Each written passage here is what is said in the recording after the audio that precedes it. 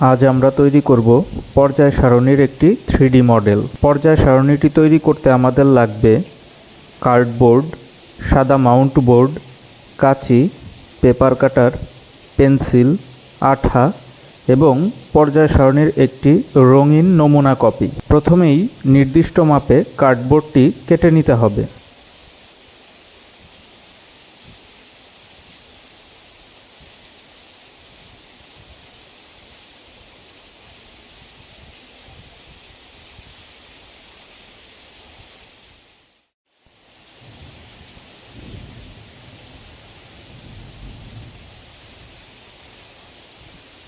এবার সমান মাপে 2 টুকরা মাউন্ট বোর্ড কেটে নিতে হবে এবং সেগুলো কার্ডবোর্ডের দুই পাশে আঠা দিয়ে জুড়ে দিতে হবে।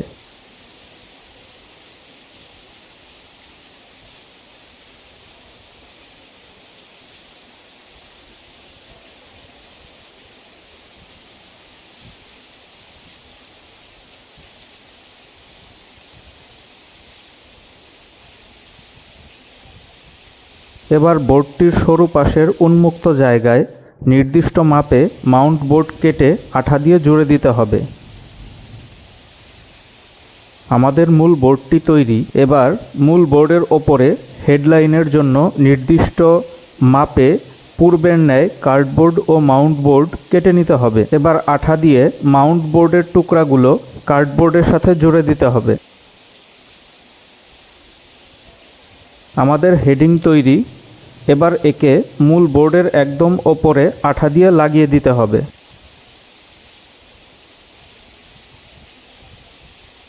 পর্যায় সারণীর মূল বোর্ডটি এবার শতভাগ প্রস্তুত। হেডিংয়ে লাগানোর জন্য এবার পর্যায় সারণীর নমুনা কপির বিকারের ছবিযুক্ত অংশটির মতো করে কার্ডবোর্ড কেটে নেব।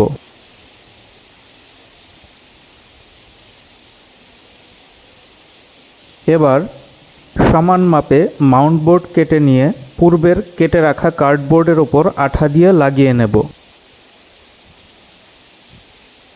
বিকারের অংশটি প্রস্তুত।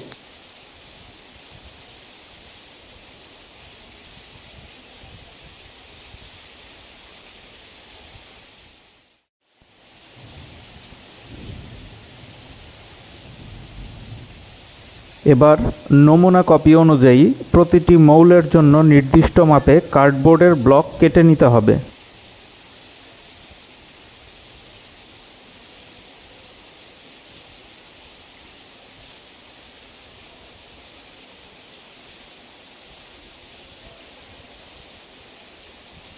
আমাদের সবগুলো ব্লক প্রস্তুত। এবার একই মাপে মাউন্ট বোর্ড ব্লক আকারে কেটে নিতে হবে।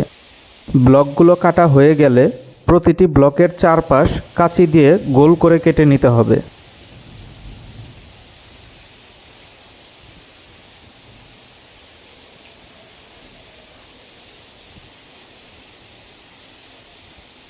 এবার ব্লকের চারপাশের সরু অংশের জন্য নির্দিষ্ট মাপে মাউন্ট বোর্ড সরু করে কেটে নিতে হবে। এবারে প্রতিটি কার্ডবোর্ডের ব্লকের সামনে এবং পাশের সরু অংশে কেটে রাখা মাউন্ট বোর্ড আঠার সাহায্যে জুড়ে দিতে হবে। একইভাবে নমুনায় উপস্থিত শিরোনাম, কালার চার্ট, ব্লক এবং ইউটিউব চ্যানেলের লোগোর জন্য নির্দিষ্ট মাপে কার্ডবোর্ড এবং মাউন্ট বোর্ড কেটে আঠা দিয়ে জুড়ে দিতে হবে। আমাদের পর্যায় সারণীর মূল কাঠামো সম্পূর্ণ তৈরি। এবার একে লেবেলিং করার পালা।